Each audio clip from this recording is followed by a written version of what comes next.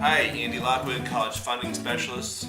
Today we're going to talk about 5 little-known facts that you need to know if you are stressed out about how the heck you're going to pay for college. Okay, fact number 1. Some schools have more money to give you than other schools. What do I mean by that? Let's take a closer look. State universities, compared to private universities, tend to have a lot less money, meaning they don't have the active alumni network that is raising thousands or perhaps millions of dollars the way Harvard, Yale, all those types of schools do. Of course, there are exceptions. Some public universities do tend to give away a lot of money, like University of Michigan, University of Virginia, North Carolina. These are all generous public schools. But overall, the theme that you need to understand is that the public universities tend to have less money than the private universities to give you. Now, this doesn't include federal funds.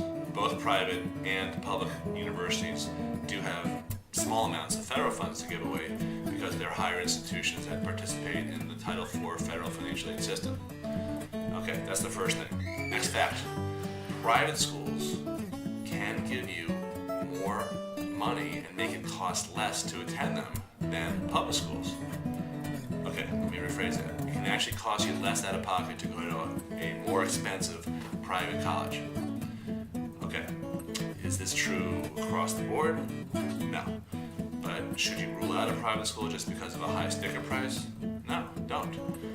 It may turn out that if you're looking at how much financial aid the private school is able to give you because of their endowment, compared to a state university which has hardly any of its own money to give you, it might actually cost you less.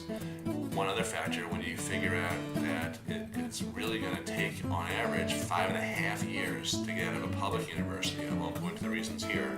Just take me on my word for it. It's going to end up costing you even more at a public university than you thought, because it's very difficult to get out in 4 years, whereas private colleges will get you out in 4 years. Okay. All right. Third little known fact: 6-figure income parents can receive copious amounts of financial aid, grants, scholarships, tuition discounts, and other financial aid.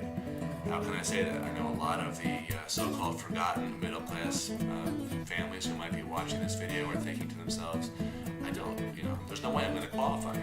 Well, you might qualify, and just don't knock yourself out of the box unnecessarily. How can I say this?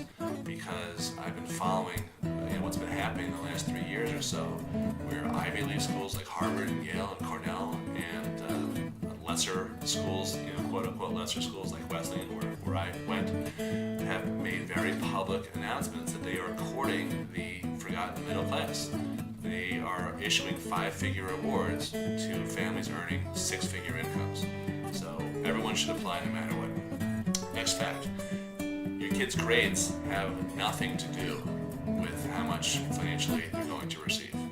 All right, let me carve that out a little bit. In some cases, they're in small percentages overall. There can be some correlation, because what we're talking about is merit-based financial aid. There are some schools, actually a lot of schools, who will still reward students who achieve good grades and maybe test well, but most of the big money in the federal financial aid system is not in merit. It's based on your need, your financial need. It's NEED.